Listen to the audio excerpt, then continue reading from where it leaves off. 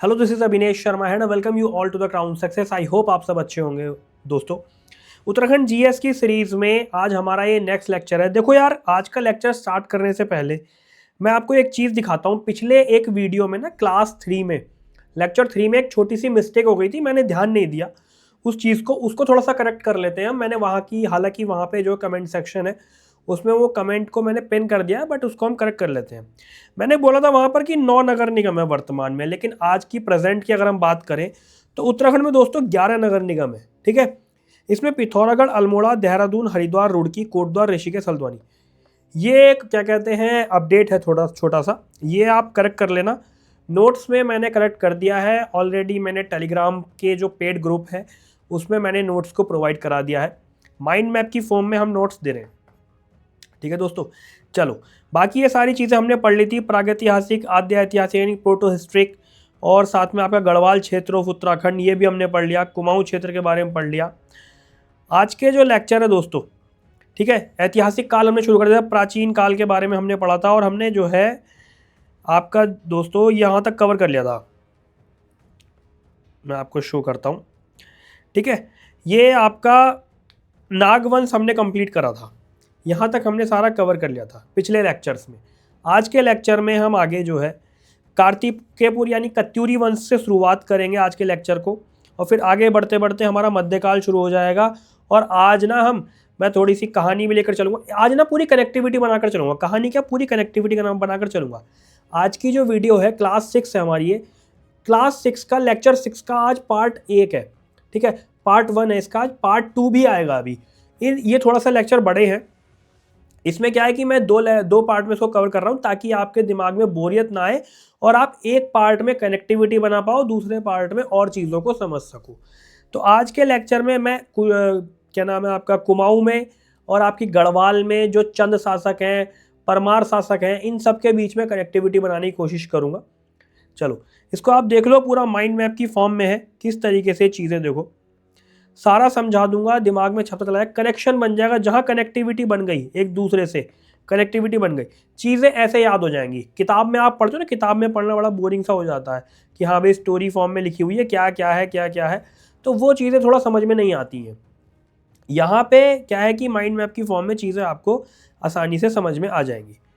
ठीक है, चलो स्टार्ट करते हैं। इसके अलावा एक चीज़ और मैं आपको शो करता हूँ। जो लोग नए हैं, हालांकि जो पुराने स्टूडेंट को तो पता ही है, जो न्यू स्टूडेंट्स है, एक तो पहले चैनल सब्सक्राइब कर लो। आपके बहुत ही काम की सीरीज चल रही है। आपका चाहे लेक्चरर का एग्जाम आने वाला है, उत्तराखंड पीसीएस आने वाला है, लोअर पीसीएस आने वाला है, फॉरेस्ट वाला एग्जाम है आपका, या उत्तराखंड में सभी एग्जाम्स को लेकर के मैंने टारगेट किया है। पुलिस का एग्जाम भी होना है बाद में जा करके, तो आपका उत्तराखंड अच्छे से कवर हो जाए, इसको लेकर के मैं ये सीरीज चला रहा हूँ। ठीक है दोस्तों, चलो ऑडियो वीडियो सब ठीक है, लैग तो नहीं है कहीं पर, ये चीज़ एक हम देखते चलते हैं, कोई दिक्कत नहीं होनी चाहिए। सब ठीक है, लैग तो नहीं हो रहा। एक सेकेंड, अब ठीक है, शायद लैग नहीं हो रहा, या हो रहा है तो अब हो जाएगा अभी ठीक। देखो एक चीज़ और मैं शो कर देता हूँ आपको। जो लोग दोस्तों ये नोट्स मैंने जो बनाए हुए हैं, ये नोट्स लेना चाहते हो तो आप व्हाट्सएप के माध्यम से जुड़ सकते हो और बता सकते हो कि आपको नोट्स चाहिए। लिमिटेड ऑफर है, केवल 149 में आपको डेली क्लासेस के अकॉर्डिंग नोट्स मिल जाएंगे। यहाँ से क्यूआर कोड से स्कैन करके भी आप जो है व्हाट्सएप पे स्क्रीनशॉट भेज सकते हो, डायरेक्ट भी वहाँ पर आपको जो है क्यूआर कोड मिल जाएगा। आप इसका पेमेंट करके, और एक टेलीग्राम में हमारा पेड ग्रुप है, उसमें आप ऐड हो जाओगे, जुड़ जाओगे, और डेली क्लास के अनुसार आपको जो है नोट्स मिलते रहेंगे। ठीक है, चलो स्टार्ट करते हैं लेक्चर हमारा। देखो आज का जो टॉपिक है हमारा कार्तिकोपुर यानी कत्यूरी वंश के बारे में है। अब मैंने पिछले लेक्चर में आपको बताया था कि हर्षवर्धन का काल चल रहा था। हर्षवर्धन के काल के बाद में, ठीक है, हर्षवर्धन के काल के बाद में कत्यूरी राजवंश की स्थापना हुई। कत्यूरी राजवंश आया और कत्यूरियों ने अपनी राजधानी बनाई जोशीमठ। बाद में ये अपनी राजधानी जो है बैजनाथ ले गए। इनके प्रथम राजा हुए वसंत देव। अगर हम इनके टाइम पीरियड की बात करें तो 700 से 1050 ईस्वी का इनका टाइम पीरियड रहा है। और इनके बारे में स्रोत जो है जहाँ से पता चला है, कुटिल लिपि में ताम्रपत्र प्राप्त हुए हैं। कहाँ पर मिले हैं? बागेश्वर में, कंडारा में, पांडुकेश्वर में, बैजनाथ में। ठीक है। बसंत देव मैंने आपको बताया अभी कि प्रथम राजा हैं, और बसंत देव ने ही जोशीमठ में एक नरसिंह मंदिर है, उस मंदिर का निर्माण बसंत देव द्वारा कराया गया। दोस्तों बसंत देव को ना एक उपाधि भी मिली जिसका नाम परम भट्टारक महाराज धीराज, परमेश्वर की उपाधि जो है बसंत देव को मिली। इसके अलावा बसंत देव ने स्वर्णेश्वर ग्राम दान में दिया मंदिर को। बागेश्वर के पास में एक मंदिर है, वहां पर स्वर्णेश्वर गांव दान में दिया। ठीक है। बसंत देव के बाद में दोस्तों खरपर देव आते हैं। खरपर देव के समय कन्नौज में एक राजा हुआ करते थे यशोवर्मन, उनके समकालीन थे वो। खरपर देव के पुत्र रहे कल्याण राज।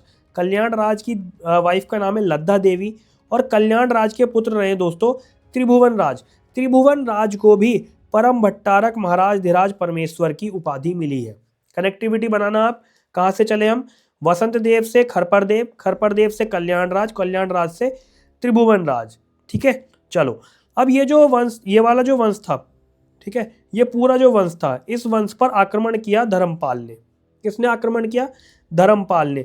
लेकिन धर्मपाल ने आक्रमण करने के बाद में पालों ने क्या काम किया, निम्बरों से संधि कर ली। ठीक है। और निम्बर वंश की स्थापना हुई।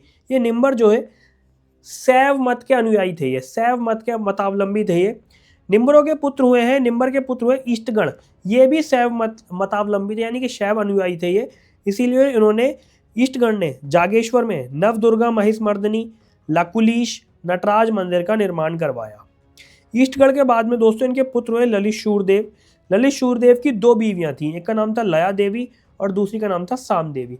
साम देवी ने भगवान नारायण के मंदिर का निर्माण करवाया। समझ में आई आपको बात? इसके अलावा एक इतिहासकार हुए बद्रीदत्त पांडे, इन्होंने कार्तिकेयपुर का प्राचीन नाम बताया दोस्तों कबीरपुर। ठीक है। चलिए आगे बढ़ते हैं अब हम। ललित शूरदेव जो हैं, इनके पांडुकेश्वर ताम्रपत्र में कली कलंक पंख में मग्न धरती के उद्धार के लिए, देखो 12 अवतार के समान माना है ललित शूरदेव को। और क्यों माना है? पांडुकेश्वर ताम्रपत्र ये कहता है कि कली कलंक पंख में मग्न धरती के उद्धार के लिए ललित शूरदेव को 12 अवतार माना। इनके पुत्र हुए भूदेव। भूदेव जो है ना बौद्ध धर्म के विरोधी थे, लेकिन इन्होंने बैजनाथ मंदिर का निर्माण करवाया। एग्जाम में क्वेश्चन बनता है कि बैजनाथ मंदिर का निर्माण किसने करवाया, तो भूदेव ने करवाया। भूदेव किनके पुत्र थे? ललित शूरदेव के पुत्र थे। इसके बाद में दोस्तों तीसरा परिवार आया, मतलब जैसे ये परिवार थे ना, एक परिवार बसंत देव, अगला परिवार, तीसरा परिवार। तो तीसरा परिवार आया दोस्तों सलोड़ादित्य वंश।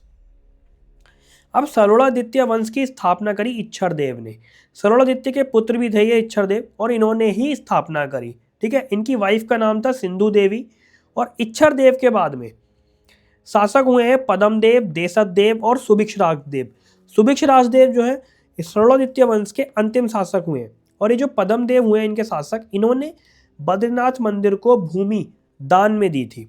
देशत देव को दीन दुखियों का रक्षक कहा गया।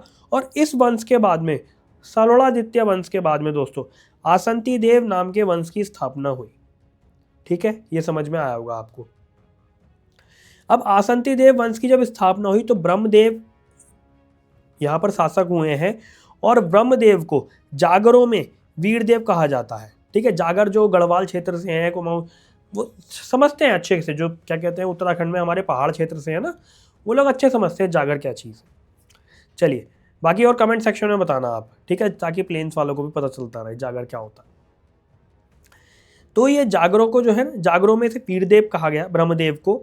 इसके अलावा ब्रह्मदेव के दरबार में सोमचंद नाम से चंदवंशीय राजपूत युवक आया ब्रह्मदेव के दरबार में। अब चंदवंशीय राजपूत युवक ने क्या काम किया, ब्रह्मदेव को कर लिया इम्प्रेस। ठीक है। ब्रह्मदेव को बहुत ज़्यादा इम्प्रेस कर लिया, मज़ा आ गया ब्रह्मदेव को कि यार ये लड़का बहुत अच्छा है। इन्होंने, ब्रह्मदेव ने क्या काम करा, अपनी लड़की का विवाह कर दिया सोमचंद से, अपनी लड़की का विवाह। और 1025 में उसके बाद में सोमचंद निकला दिमाग का बहुत तेज व्यक्ति। सोमचंद ने चंदवंश की नींव रख दी। यहाँ से इनके आधारों पर चंदवंश की जो है नींव रखी गई। फिर बाद में दोस्तों हमारा मध्यकाल शुरू हो जाता है उत्तराखंड के इतिहास में। कितना का सारा कुछ हमने कवर करते हुए चल रहे हैं। अब हमारा दोस्तों मध्यकाल शुरू हो जाता है। कुमाऊं का चंदवंश, चंद राजवंश शुरू हो जाता है। 1025 ईस्वी का टाइम था। सोमचंद ने स्थापना कर दी। राजबुंगा किले से स्थापना हुई, और ये स्थापना हुई चंपावत में। ठीक है। इन्होंने अपनी राजधानी बनाया इसको, और चंपावत का एक दूसरा नाम काली कुमाऊं भी है। यहाँ इतना ही समझने के लिए है बस। अभी अभी फिलहाल मैंने कहा ना पार्ट 1 है, अभी ये पार्ट 2 भी आएगा और कहानी उसमें सुनाऊंगा मैं आपको पार्ट 2 में। अब सोमचंद के पुत्र हुए आत्मचंद।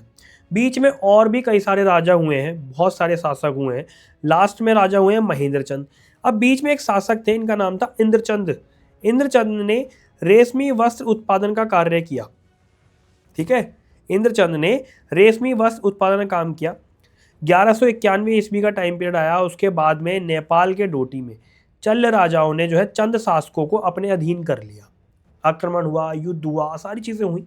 ठीक है, चंद शासकों को अपने अधीन कर लिया और भारतीय चंद ने चंदों की तरफ से लड़ाई लड़ी। किससे? चल्ल राजाओं से। और नेपाल पर आक्रमण किया। 1437 से 1477 का इनका टाइम पीरियड था और इन्होंने ही मुक्ति दिलाई चंद शासकों को। इन्होंने ही मुक्ति दिलाई चंद शासकों को। ये पहला आक्रमण था नेपाल पर। ठीक है, ये ध्यान रखना आप। इसके अलावा दोस्तों एक व्यक्ति हुए ज्ञानचंद, चंद शासकों में 1365 से 1420 का टाइम पीरियड इनका रहा था। ये फिरोज शाह तुगलक जो कि दिल्ली सुल्तान, उनसे जाकर मिले और मिलने के बाद में दिल्ली सुल्तान ने ज्ञानचंद को जो है गरुड़ उपाधि दी। उसके बाद में ज्ञानचंद गरुड़ ज्ञानचंद कहलाए और कत्यूर घाटी में ज्ञानचंद ने बद्रीनाथ मंदिर का निर्माण करवाया। ध्यान देना, बद्रीनाथ में भूमि दान दी थी, किसने दी थी? पद्मदेव ने। और बद्रीनाथ के मंदिर का निर्माण करवाया ज्ञानचंद ने। और भी कुछ फैक्ट हैं जानने वाला, जैसे बालेश्वर मंदिर का निर्माण करवाया उद्यानचंद ने, रुद्रचंद ने शिव मंदिर का निर्माण करवाया और अद्योतचंद ने त्रिपुर सुंदरी और पार्वतीश्वर मंदिर का निर्माण करवाया। सारा फैक्ट कहानी से, मतलब कनेक्टिविटी बना करके सारे फैक्ट्स मैं आपको प्रोवाइड कर रहा हूँ। ठीक है, चलो आगे चलते हैं अब हम। और कुछ मेन मुख्य चंद शासक हैं, जैसे बालो कल्याण चंद। इन्होंने मड़कोटी राज्य जीता और राजधानी जो है अपनी चंपावत से अल्मोड़ा ले गए। फिर आते हैं रुद्रचंद। 1588 में अकबर से मिले और रुद्रपुर नगर की स्थापना हुई। अल्मोड़ा में मल्ला महल का निर्माण जो है रुद्रचंद द्वारा कराया गया। आगे चलते हैं दोस्तों, लक्ष्मी चंद के बारे में है। इन्होंने बंदोबस्त कार्यालय, न्योवाली, बिस्टाली कचहरियाँ खुलवाई। नेपाल पर दूसरा आक्रमण किया उद्योतचंद ने। किसने किया है? उद्योतचंद ने। पहला आक्रमण किसने किया था दोस्तों? ये देखो, भारतीय चंद ने। और दूसरा आक्रमण क्या है? उद्योतचंद ने। इसके बाद आते हैं बाज बहादुर चंद। इनके समय में नंदा प्रतिमा को गढ़वाल से अल्मोड़ा लाया गया और एलोरा के कैलाश मंदिर के जैसा हथिया देवल का निर्माण जो है बाज बहादुर चंद ने करवाया। घोड़ा खाल का जो गोलू देवता का मंदिर है, उस मंदिर का निर्माण भी बाज बहादुर चंद ने करवाया। फिर जगत चंद आते हैं। इनका शासनकाल रहा 1708 से 20 तक। 1708 से 20 तक का जो शासनकाल था जगत चंद का, इसको कुमाऊं का स्वर्ण काल कहा जाता है। कुमाऊं का स्वर्ण काल कहा जाता है। ठीक है दोस्तों, रुद्रचंद और रूपचंद, इन्होंने ग्रंथों की रचना करी, उषा रुद्र गोदिया और सैनिक शास्त्र। इसके अलावा कल्याण चंद चतुर्वेद 1730 से 48 का टाइम पीरियड रहा था इनका, और इन्होंने कल्याण चंद्रोदयम की रचना करी। ठीक है, ये फैक्ट्स जानने वाले थे। कल्याण चंद्र बहादुर ने दोस्तों चौमल्ला महल बनवाया अल्मोड़ा में, और देवी चंद को जो है कुमाऊं का मोहम्मद तुगलक कहा जाता है। सवाल बन सकता है कि कुमाऊं का मोहम्मद तुगलक किसे कहते हैं? वो देवी चंद को कहते हैं। दोस्तों 1790 में, समय जब आगे बढ़ता चला जा रहा, तो 1790 में नेपाल के गोरखाओं ने चंद राजा महेंद्र चंद्र को हवालाबाग युद्ध में पराजित किया और पूरे कुमाऊं को अपने कब्जे में ले लिया, और चंद राजवंश का दोस्तों क्या हो गया? अंत हो गया। ठीक है, इसके बाद में और आगे चलेंगे। अब हम आएंगे, कुमाऊं का चंदवंश पढ़ लिया हमने। मैं अभी बार बार कह रहा हूँ, पार्ट 1 है, पार्ट 2 भी आएगा और डिटेल समझाऊंगा उसमें। फिर आता है आपका गढ़वाल का परमार वंश, इसको पवार राजवंश भी कहा जाता है। 688 ईस्वी में चांदपुरगढ़ में कनकपाल द्वारा जो है पवार राजवंश की जो है क्या हुई? नींव पड़ी। और 688 से 1949 तक टोटल 60 राजा इसमें करीब हुए हैं। ठीक है, ये समझ में आया। बाकी ये कनकपाल ने कैसे पवार राजवंश की नींव रखी, स्टोरी में सुनाऊंगा। यहाँ भी वही ऐसा ही कुछ है कि शादी हुई है और शादी होने के बाद में चीज़ें जो है फिर बदली हैं, वंश की स्थापना हुई, गढ़वाल के पवार वंश की स्थापना हुई, बताऊंगा मैं स्टोरी में। ठीक है, कनकपाल के बाद में दोस्तों बाकी राजाओं के बारे में इतनी कोई विस्तृत जानकारी नहीं है, लेकिन 37वें राजा हुए अजयपाल। इन्होंने अपनी राजधानी चांदपुरगढ़ी से, ठीक है, चांदपुरगढ़ी से श्रीनगर ले गए 1358 के टाइम पीरियड में अजयपाल। उसके बाद में फिर क्या हुआ? 42वें शासक हुए सहजपाल। इसके बाद में एक शासक हुए बलभद्र शाह। अब यहाँ से कहानी चेंज हो गई है, ठीक है। देखो पहले शासक हुए अजयपाल, फिर 42वें शासक हुए सहजपाल, सहजपाल के बाद में बलभद्र शाह एक शासक हुए। अब ये बलभद्र शाह जो है, इन्होंने शाह करके उपाधि जोड़ ली, बाद में ये रीत बनती चली गई।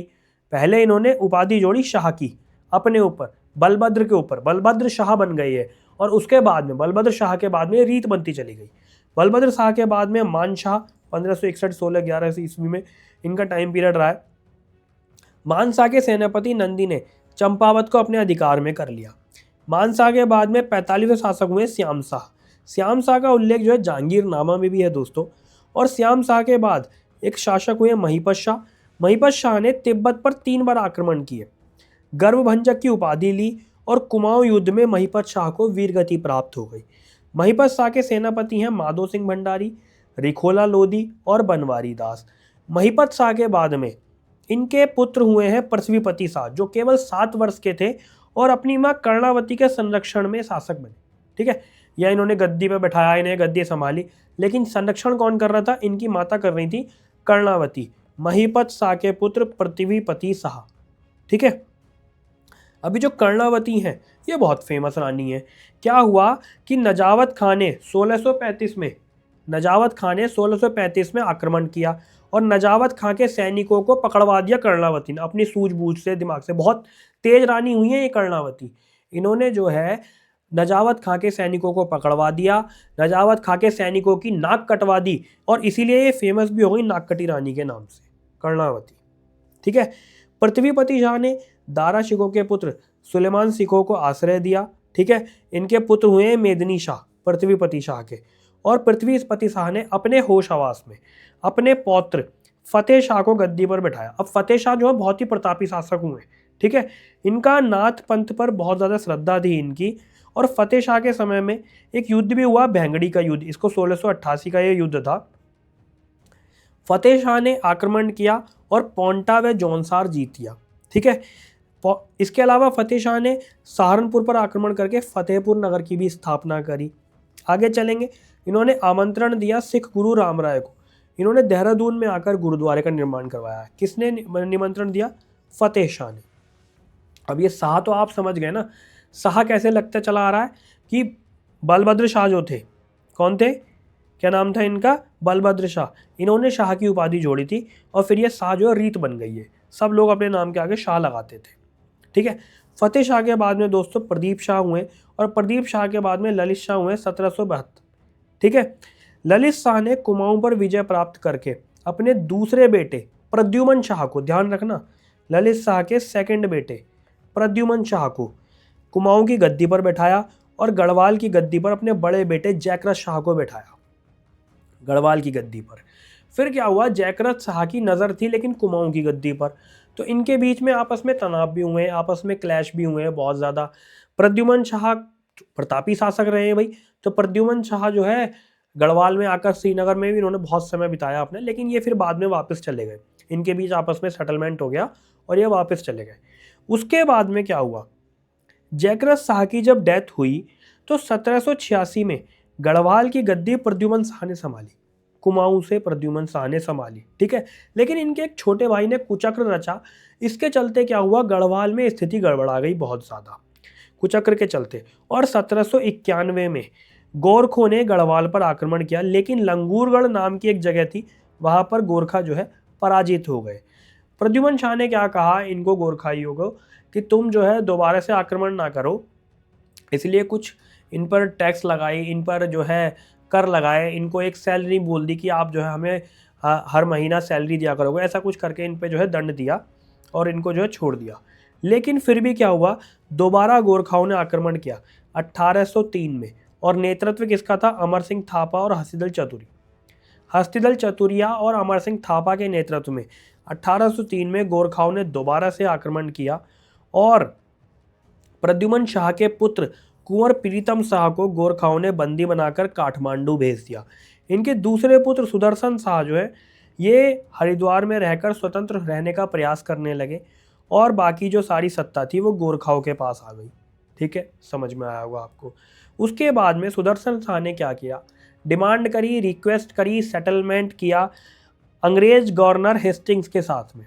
ये इनसे मिले और मिलने के बाद में इन्होंने कहा कि साहब कैसे न कैसे करके हमारी सत्ता हमें वापस करा दो, गोरखाओं से जीत लो। हेस्टिंग्स से बढ़िया तालमेल होने के कारण हेस्टिंग्स ने जो है, अब देखो हुआ क्या था कि जब इन्होंने डिमांड करी, एक सेकंड बीच में एक थोड़ा वो क्लैश आ गया था मेरे, मैं बता देता हूँ आपको दोबारा रिकॉल कर लेते चीज़ों को। तो क्या हुआ कि सुदर्शन शाह ने अंग्रेज हेस्टिंग्स से कहा कि साहब हमारी सत्ता हमें वापस दिला दो, और इन्होंने डिमांड करी। अंग्रेजों ने 1814 में गोरखाओं के विरुद्ध सेना भेज दी और 1815 में गढ़वाल जो है स्वतंत्र हो गया।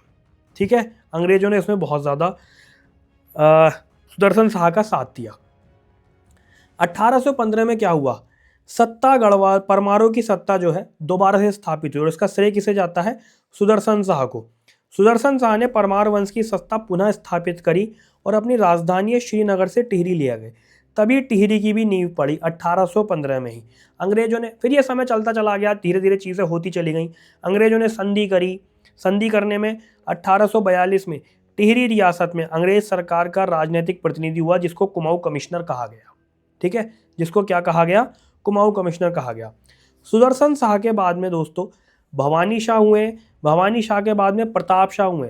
प्रताप शाह ने, पहले ऐसे शासक थे गढ़वाल वंश, परमार वंश के, जिन्होंने टिहरी गढ़वाल में अंग्रेजी शिक्षा के बारे में बात करी, अंग्रेजी शिक्षा की शुरुआत करवाई।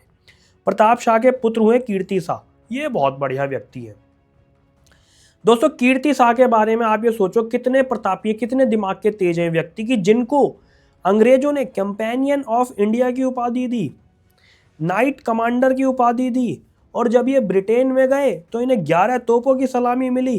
कितनी बढ़िया चीज़, कितनी आओभगत जो है कीर्ति शाह की करी है। कीर्ति शाह ने जो शासन किया अपना माँ गुलेरिया के संरक्षण में किया, इनकी माता का नाम गुलेरिया के संरक्षण में 1886 से 98 तक। इसके अलावा कीर्ति शाह ने दोस्तों टिहरी में बिजली की व्यवस्था करी, कृषि बैंक की व्यवस्था करी, वेदशाला की व्यवस्था करी, उत्तरकाशी में इन्होंने कुष्ठ आश्रम की व्यवस्था करी, हीवेट संस्कृत पाठशाला की व्यवस्था करी, प्रताप स्कूल की व्यवस्था करी, और ये इतने इनोवेटिव भी थे कि इन्होंने हिंदी टाइपराइटर का आविष्कार भी किया, कीर्ति शाह ने। कीर्ति शाह के पुत्र हुए दोस्तों नरेंद्र शाह। नरेंद्र शाह को भी अंग्रेजों ने जो है लेफ्टिनेंट कर्नल की उपाधि दी। ठीक है, 1921 में नरेंद्र शाह ने नरेंद्र नगर का निर्माण कराया।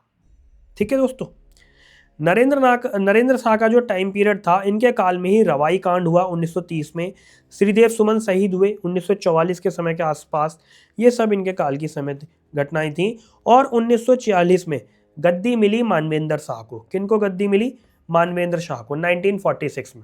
इसके बाद में क्या हुआ, भारत आज़ादी की बातें होने लगी, ये रियासतें भारत में विलय हो गई और सारी चीज़ें थी। अगले लेक्चर में, आज का लेक्चर आप लोग मुझे बताना कि आपको कैसा लगा है। अगले लेक्चर में दोस्तों मैं इसकी पूरी स्टोरी समझाऊंगा, कुछ फैक्ट इन राजाओं के बारे में समझाऊंगा जो आज हम कवर नहीं कर पाए हैं। इन राजाओं के बारे में जो भी इंपॉर्टेंट फैक्ट होंगे उनको मैं समझाऊंगा। जो लोग नए हो चैनल को सब्सक्राइब कर लो और बताना कमेंट सेक्शन में लेक्चर आज का कैसा लगा आपको। नोट्स मैं आपसे कह रहा हूँ, आपको डेली क्लासेस के according notes PDF Telegram channel पर मिल जाएगी।